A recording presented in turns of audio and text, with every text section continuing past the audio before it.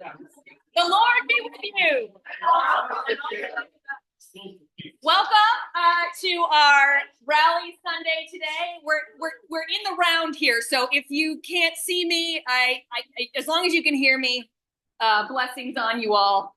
Folks online, if I wander out of the range of this camera, I've got Clara here to text me, and I'll come back. But as long as you guys can hear me, that is my goal. So, and I've already lost, there it is.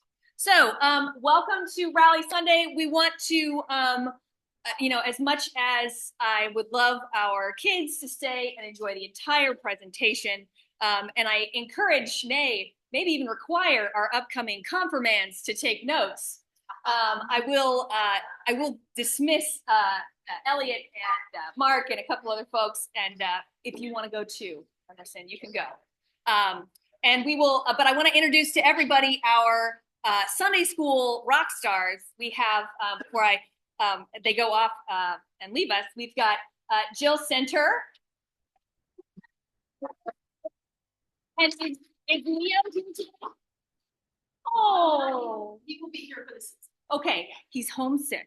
Maywin is also sick, so case of the fall back to school. Yeah. And is Jen? Jen is probably already working. So yes. So if you see Jen, please do thank these wonderful ladies and Leo. They do a ton of work for our Sunday school. It's very exciting. I'll talk a little bit about more Sunday school during the presentation.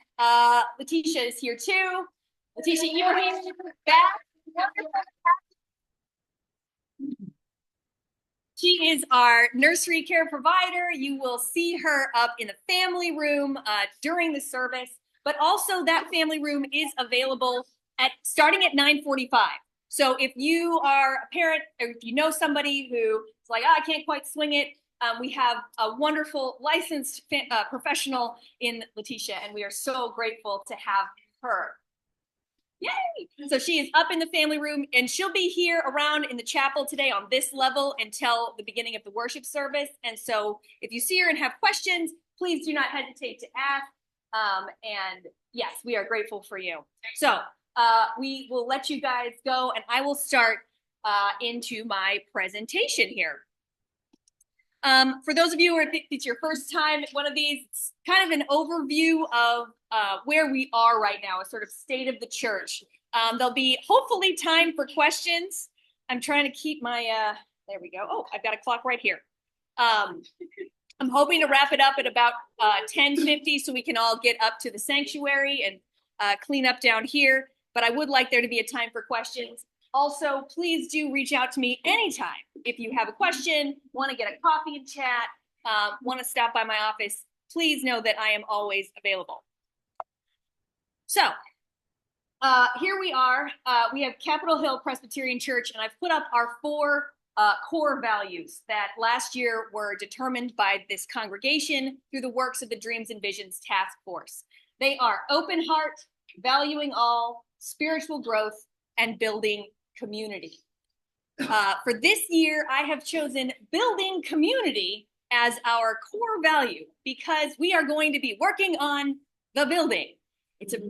I know, and it's a bit of it works. But I do want to highlight all of the different ways that we build community in this place, not just with the physical presence, which needs some love. This morning, our outlets went out when we plugged in 3 griddles. So, we just need some upgrades. And because this church is full of people, it's full of life, and we need a church, as co-chair Adrian Marsh says, a church that is as beautiful as the people that come in and out of it every day. And so building community is what we are looking for. But I want you guys to see these, want these to go out in front of you.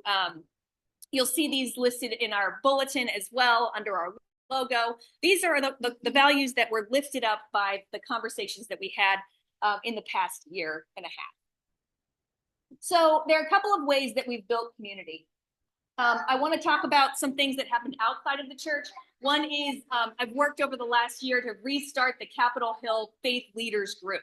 Here you see Pastor Jen from Church of the Brethren, Rabbi Hannah from Hill Havra, me and Pastor Stephanie from Chumsey. That has grown even more. We have about 14 or 15 faith leaders that meet every other month, including the pastors of Hope International who meet in the chapel on Sunday nights. So we're getting the Lutherans, the Episcopalians. There are about 20 churches in a 1 mile radius from here. And they can do great things when they come together. And so this kind of building community is really important for me, especially because of where we live. And your neighbors, your spouses, your friends probably interact with some of these congregations, even if you don't. So knowing our neighbors is important.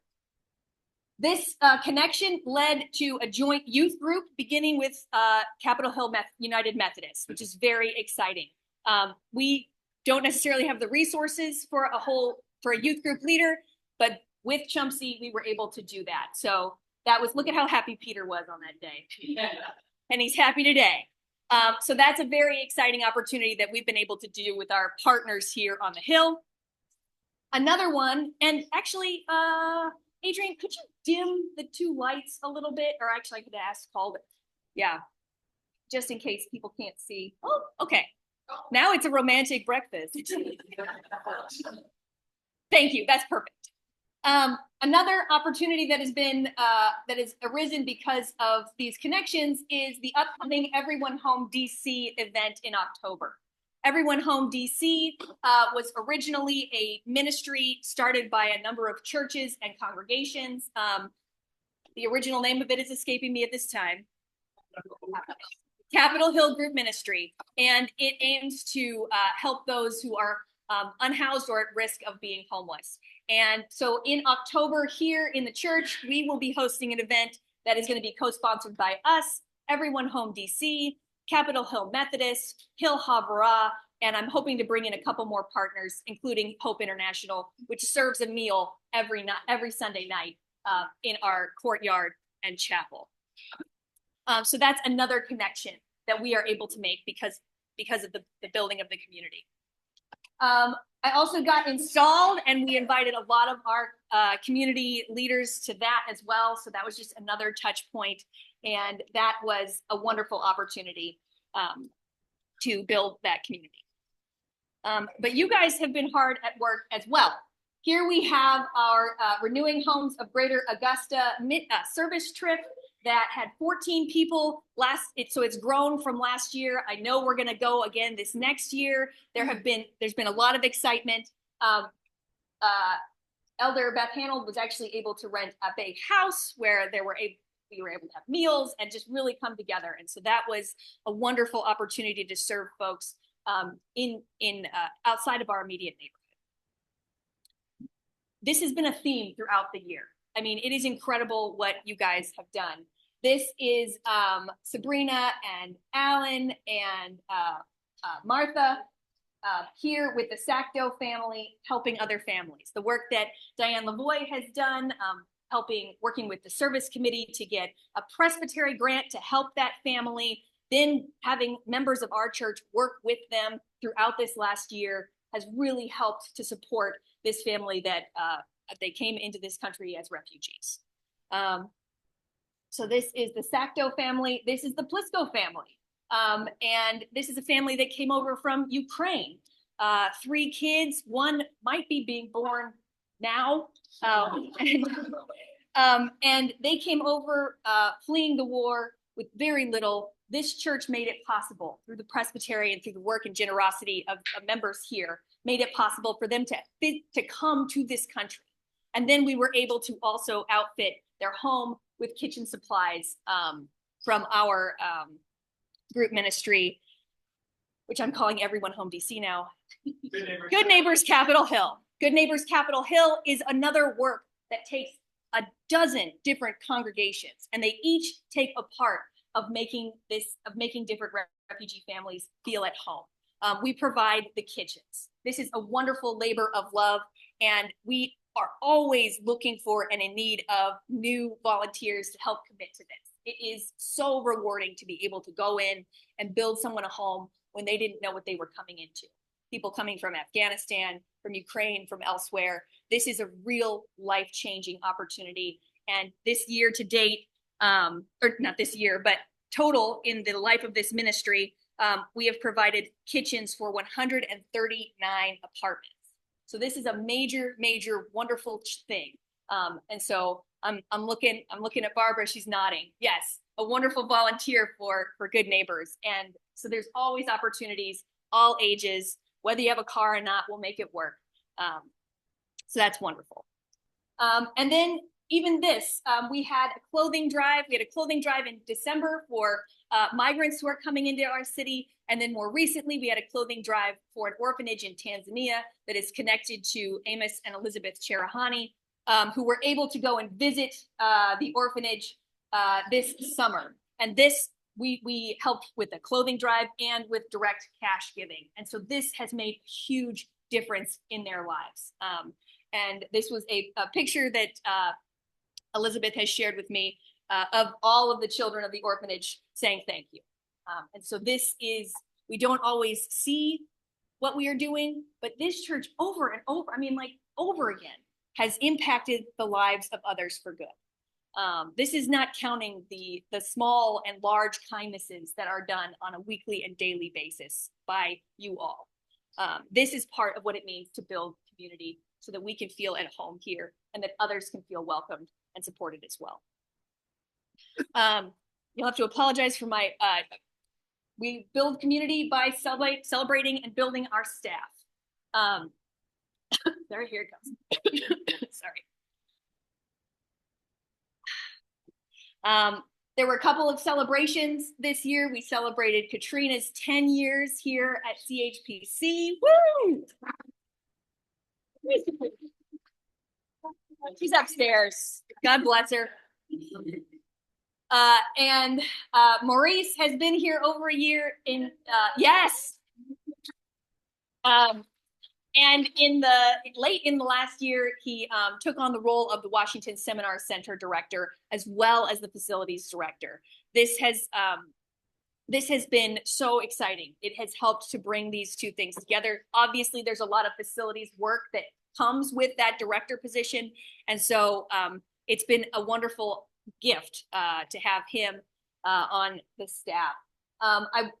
Alexandra Alex has been with us for longer than a year, but I don't think I put her picture up last time. And so I wanted to celebrate Alex, who's our soprano section leader. She is a gift, and our choir is a gift. And I'm so glad that we have Alex as a part of that. Letitia, we're glad you're here. We are glad that you're here. We're glad that you're well. Oh, you are so brave, and it has been a wonderful testament. I cannot wait to get you a microphone and get you up here where I'm at so you can share your story. So we are grateful that you are here with us and that we can work with each other in this ministry. I got this very handsome picture of Robert Haywood. He said he's sorry it's out of date. He took it yesterday. But it's just so wonderful to have a staff that is working. We've got Stacy, who is getting her knees fixed. She's got her hips fixed. She's learned Realm this week. There's just a lot going on. So our hardworking staff is a wonderful part of this. You may not always see all these people, but please know that they are here for you, and they are working to further the mission of this church. We had a lot of new member classes this week. Yes, if you see yourselves here, there's some cameos here. We had some great new member classes this year. We had 8, there we go. 8 new members join this year. It was very exciting. And that is always something that needs to happen. This church is, I believe Mary Beth calls it a kaleidoscope church. And because of where we live and our demographics, we have people move away. We have, careers and jobs and life changes take people in and out of this congregation. And so in order to stay alive and healthy and vibrant, we need to be always adding new members. And so this is an important part of this. And not just members, but people in the life of the community. Because our attendance has gone up by an average of 25 people per Sunday from 2022. We were at 55 and now we're at 81 per Sunday on average. And that trend has continued, and it's continued pretty much comparing each week of the year. So our summer's gone up a dozen this year. Same with every Sunday. So that's a testament to the connections that you guys are making, and that is a good trend. So we're very excited for that. We have also, we're growing because we have babies. It's a babies and a wedding. They're unrelated, the baby and the wedding. We had Daphne born. Yes, there you are in person. And we had Harrison Keene Jr. born. And we had, oh shoot, where's baby Mo? I didn't get a picture of baby Mo. Maurice also had a child in November. And so shoot, I will get that up there. We'll share it at some point. I think we shared it in November. But so we had some babies. We had Alan and Sabrina's wedding, which was so exciting. They invited the congregation, which God bless them. I've never seen that before. And it was wonderful. And so it's important for us to have these kinds of connections. But we are also growing virtually. Lee Clyburn left around this time last year, a beloved longtime member of the church, and she is still connected, and that's wonderful. We have our virtual elder, Clara Gillespie, who is online right now. Hi, Clara. And does so much for this church. The website, working with all the digital things, working with space use coordination and contracts. I mean, you name it, she is on it. So we are grateful that we are not confined to our just in person, but we are connected throughout, beyond our borders. Alan and Sabrina, we are giving them a sending blessing today. It's part of this kaleidoscope. Alan got a job in California, and we're so happy for them.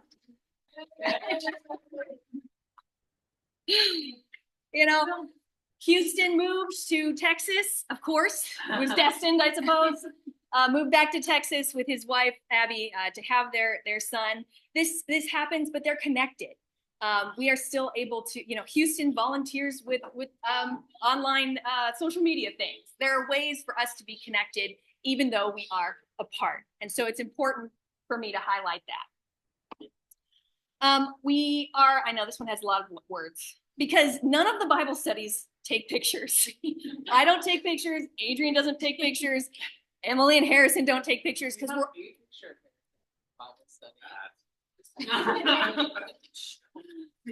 because we're all hard studying the word. We're just so focused on studying.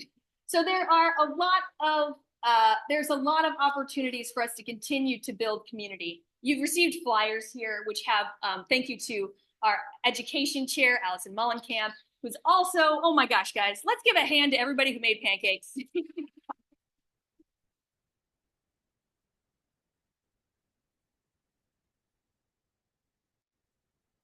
And Lord, please bless our eating of them. Amen. So there's a lot of different things we're going to be doing, and a lot of things are going strong. The two things, I think the sort of marquee things that were not happening last year that are happening now, we have 7 confirmation kids this year. It's very exciting. It's huge. It's huge. And each one of those confirmands is going to have a mentor, just like last time. It's a 5-week intensive course. There's going to be homework. There's going to be field trips. And so I do invite you to talk to some of those kids that are going to be enjoying confirmation, some of the kids who've gone through it. That's going to be a wonderful experience. You'll hear more about them and their mentors throughout the year. We have From Creation to Benediction Sunday School. It's going to, next week, feature, where's Marisa? Marisa Scalera, yes, our just genius of all things plants au natural. I don't have your CV in front of me, but a genius with plants and loves natural local dirt, and will bring that love and that passion for all things natural to our Sunday school kids. That's going to happen. We're talking with a marine biologist. We're going to bring our astrophysicist back. We have artists. We have so many people in this congregation who can bring what they love to our kids. This is a unique and wonderful one-time opportunity. So if this thought of helping with Sunday school makes you think of being stuck in a basement with some lesson plans and no help for 4 years, that is not what this is. This is fun. This is Zeke cooking pig's feet 1 week for one lesson. This is us lighting things on fire. This is so much. Also what? Also Zeke. Yeah, also Zeke. He's a firefighter. He is a firefighter. But it's an exciting opportunity. And even again, I say this every time, if you think like, well, I've got something, but I don't know how it can connect to kids, bring it to me. I will weave magic. It's a wonderful experience. We have our regular committee and volunteer work. We have our midweek and Sunday Bible study. And our young adults Bible study. We were just chatting about it. Yeah, the young adults Bible study. When people come up to me and they say, hey, can I start a Bible study? I say yes. I say yes, please. Please do. So this has been a wonderful opportunity. I'm so grateful for the work that they are doing in the group and community that they are forming as well. So here are some wonderful pictures. We've got here our very own Goliath, played by one Doug Delano. God bless you. We have our friend Todd, who is helping to teach the kids do work on the pageant last year. And here I think we have Krista and Emily taking a look at Salvador Dali's Last Supper in one of our field trips to the Smithsonian. So there are a lot of opportunities for spiritual growth through education. But spiritual growth doesn't just come through education. It comes from service, from driving to Philadelphia with a kitchen for the Plisco family. It comes from long conversations and community building with other families. It comes through helping those who can't get here every Sunday. You know, we've got Muriel and Jim, we've got Sue, that kind of care through the women's prayer group, through the hospitality committee, providing flowers and meals, through the men's lunch. All of these are so important. And all of these things are things that you do. And I'm grateful to be able to highlight them today. So there's so much more I could talk about, but it is 10:30. And so I will say, we now need to talk about building community through the building. Yes. So here we have pictured our capital campaign steering committee being commissioned. And on the left, we have Bill and Bob, or Bob the Builder. Our project manager is Bob Clark, and our architectural consultant is Bill Krakowski. They have been wonderful the last 6 months in helping us to move this project from within our capacity and into where we need it to be in order to really launch this. But wait, how can we pay for all of this? So before we do all that, I'm going to do a very brief but extremely clear and thorough, thanks to Fred, analysis of our expenses. I know it's a bit of a shoehorn, but it's good news. I wanted to put some money up in front of you guys, some funds that show us where we're at. Over the last, we have a pretty good trend of right now our expenses and our income matching up fairly well. Right now we are on track to meet our expenses and our which match with our income. So that's very good. And usually you see this trend.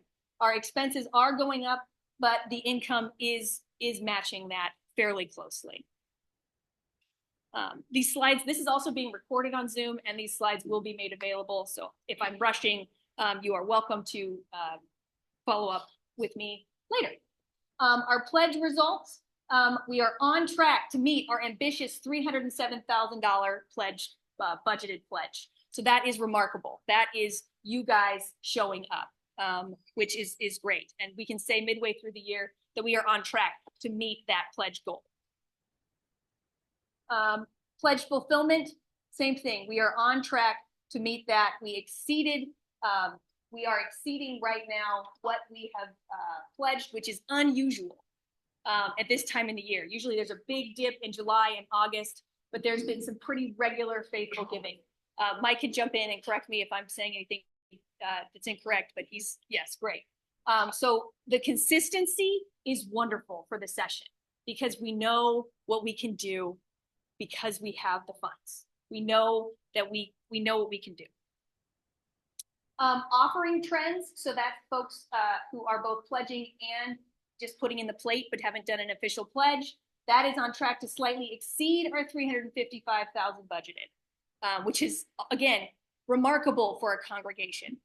These are exciting numbers to see, especially because they are ambitious compared to the previous years. Our space use and our Washington Seminar Center, right now we have a group below us. Actually, I think they're out right now, but we have a group staying in our Washington Seminar Center below us in our 40-bed hostel. That is a vibrant part of our work here. And we are looking to get back to pre-COVID numbers, which is huge. It's huge, especially because of the amount of work that needs to be done in that center. There need to be updates, but we are on track to meet that $120,000 income line. We are also on track to meet our other space use budget line, in huge part due to the work of Clara and Stacy and Maurice on the space use, bringing people in to use this space, and also the work that was done to bring in the Montessori school, which is in our chapel. It just started a few weeks ago. So that's that's our biggest fish. And that is a wonderful space. It's a wonderful school. Oh my gosh. I was like, wait, I know Fadia's here. And so that is the biggest piece of our pie. And so we are so grateful. I mean, my gosh, we worked for a long time. And so this is, again, a partnership. I mean, the fact that they're showing up here, that Luca's here, makes a big deal to me. All right. Yeah, so partnership is important. And we're not going to be able to do what we need to do until we make these real connections. We make them with the Montessori school. We make them with the Apache Nation in our center right now. We make them with our neighbors outside. Now, I will bring us back to the capital campaign. And with that, I will invite co-chair Adrian March up. I've got your slides up here. If you want to just go to the slide, I'm going to talk right back here so you can actually read the slide instead. Is it okay if I speak from back here? Well, I don't know if they can hear you from there. The people on the Zoom. I should know this. I'm a torture, so I should know better. I'm sorry. We brought you in person. I know. Lovely. So so I've got your stuff up here. Fantastic. Okay. Well, so that I don't have to turn around, I'll go this way so I can know what I'm seeing. Okay. Well, first of all, thank you all. This is very exciting. I want to introduce Brandon Hunt, the co-chair. I will also be asking the rest of the committee to stand shortly. There's a lot of text that you're going to see here. So just a warning, you can find this online. There's a Slack page on the top of our homepage. You can click on it. I'm pretty sure, sorry, Clara, I'm speaking for you, that we'll be able to upload that to this page.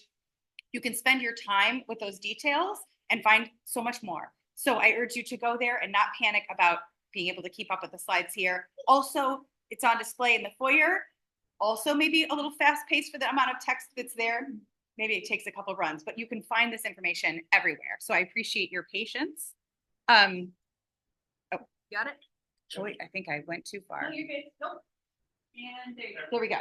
Okay, I'm going to go through this very quickly, simply because of time. So this is basically an overview, just to give you an idea of what's, this has been going on for some time, this idea, this desire to upgrade the building. It's obviously a lovely building. We have a lovely congregation. The building is, in some ways, has not kept pace with how big we've wanted to think and the impacts that we want to do in the community. So we want a building that reflects the values that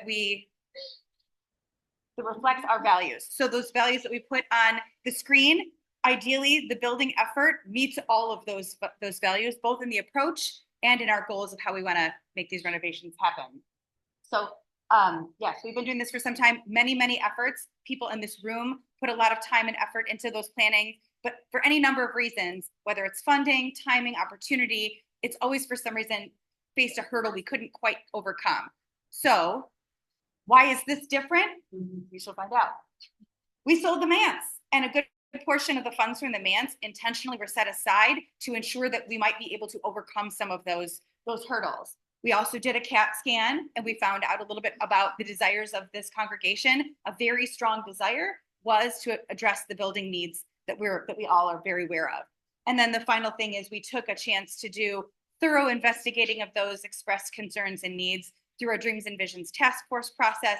And we found that there was a great desire to put more forward motion on some of those things. So what we did was we took a year and a half, really a little bit more than just about a year, and a group of people came together to explore just exactly what that might look like. It was really just gathering information from other congregations, other churches, what might be involved, what it might cost, what the real needs are, just so that we could have as much information as possible to figure out how to move forward. So before I move on, I just want those people from our steering committee to stand up.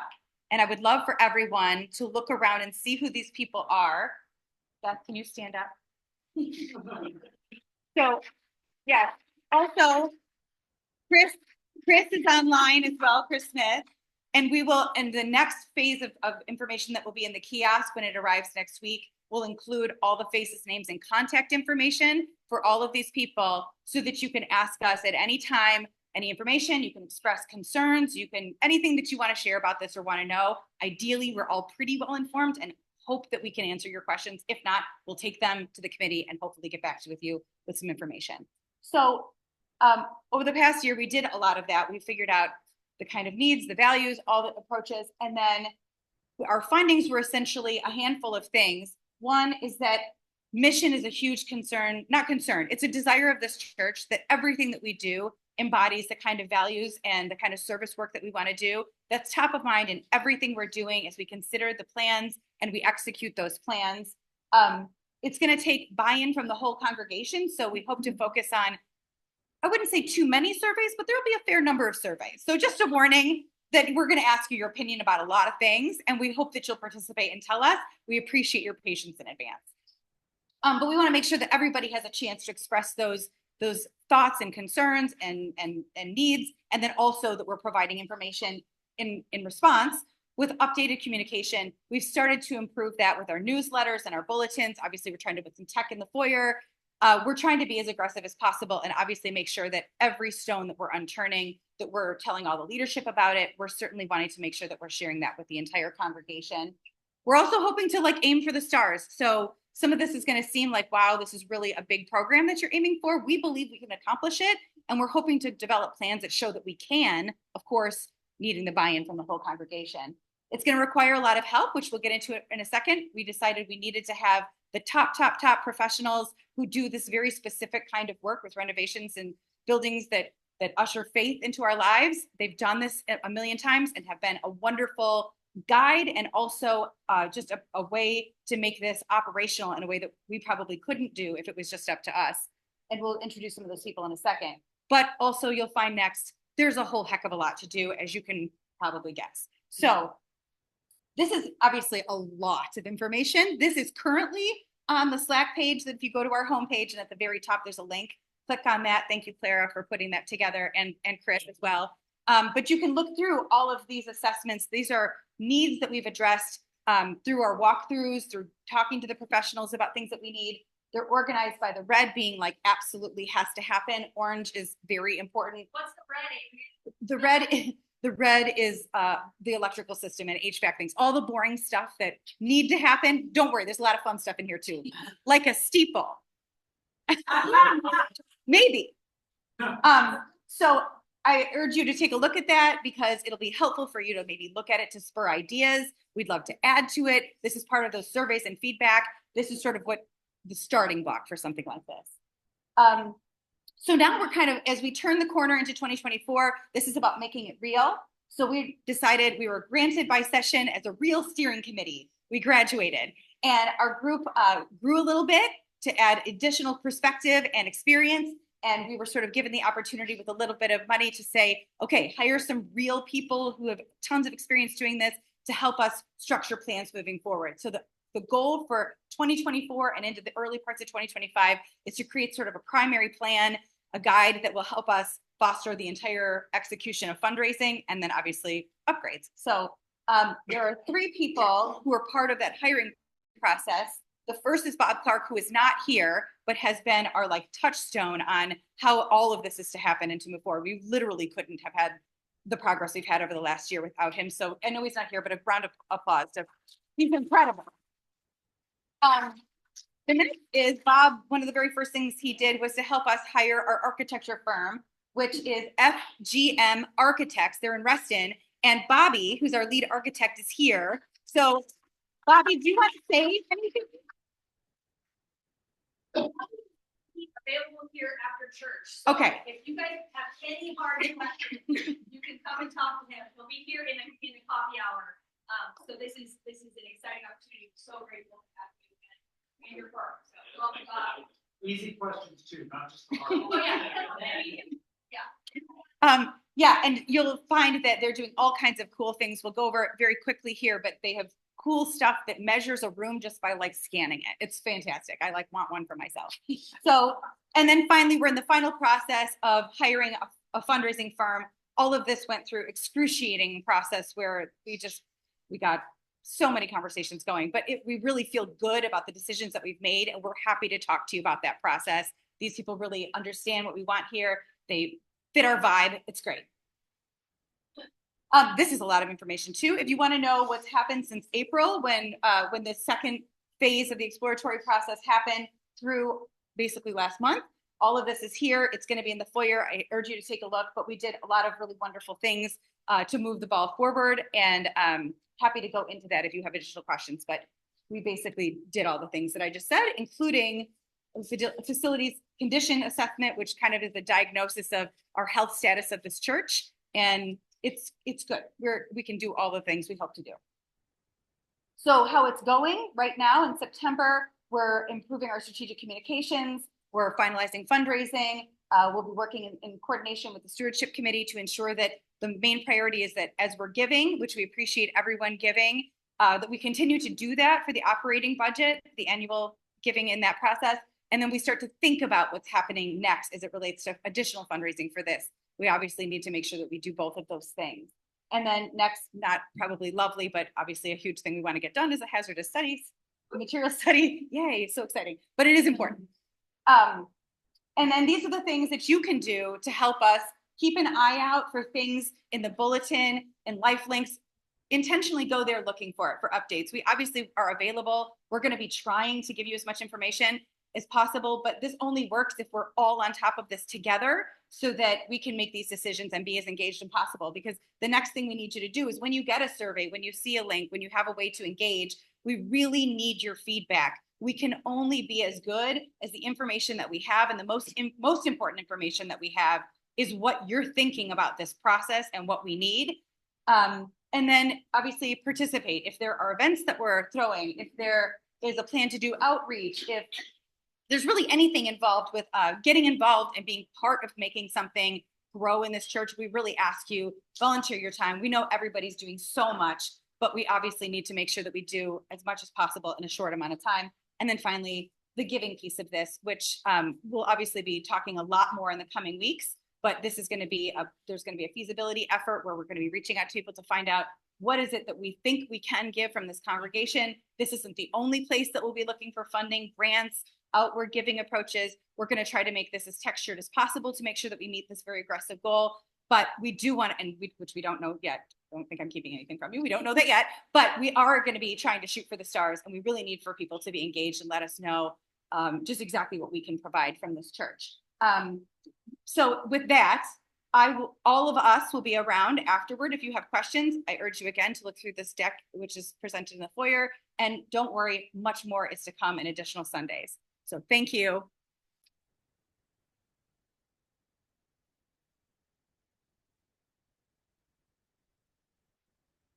Thank you, Adrian. Welcome, Bobby. Great to have you. Thank you to all of the Capital Campaign Steering Committee, those of you who are with us virtually as well. So this brings us to the end of our presentation, but the beginning of an exciting new year. We're going to continue some strong trends. We really are going to stretch and grow this year. I'm very excited for all the ways that we will do that. I just had more stuff to show you, just more good stuff. Calder's little free pantry that is filled with food. We've got Matt in an Earth Day cleanup. We've got our girls practicing for the singing in December. These are wonderful, wonderful opportunities. Oh, I want to go back to that one.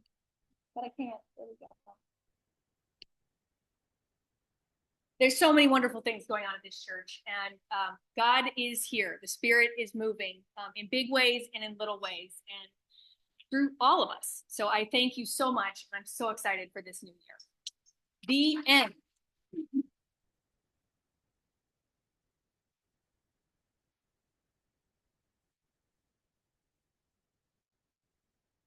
I know we've got choir members, we've got other things, like people were trying to run around. I don't even know if we have an AV because Adrian is taking care of Maywin.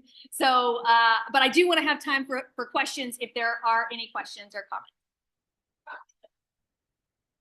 I've answered all of your questions. Great presentation. Oh, thanks. Thanks, Ida May. Okay, then let's clean up trash cans over there and church is up there.